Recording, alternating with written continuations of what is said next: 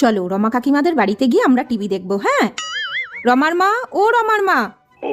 হ্যাঁ বলো, আমাদের টিভিটা না দুদিন হলো খারাপ হয়ে গেছে, আর ও খুব কার্টুন দেখবে বলছে, একটু দেখতে দাও না।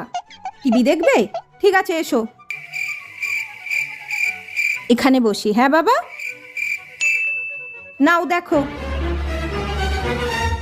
দেখো এই সুন্দর কার্টুনটা হচ্ছে। মা বেটা টিভি দেখতে এসেছে, সব সময় এখানে চলে আসা। দাঁড়াও দেখাচ্ছি মজা। লাইনটাই অফ করে দি, তাহলে মা বেটা আর টিভি দেখতে পারবে না। দেখো এবার কত কার্টুন দেখবে। কারেন্ট চলে গেল তো, তোমরা আর কি করে টিভি দেখবে? এ বাবা, কারেন্টটা চলে গেল। যাও তাহলে বাড়ি চলে যাও। কারেন্ট তো চলেই গেল, আর কি করে টিভি দেখবো আমরা? চলো আমরা বাড়ি চলে যাই এবার।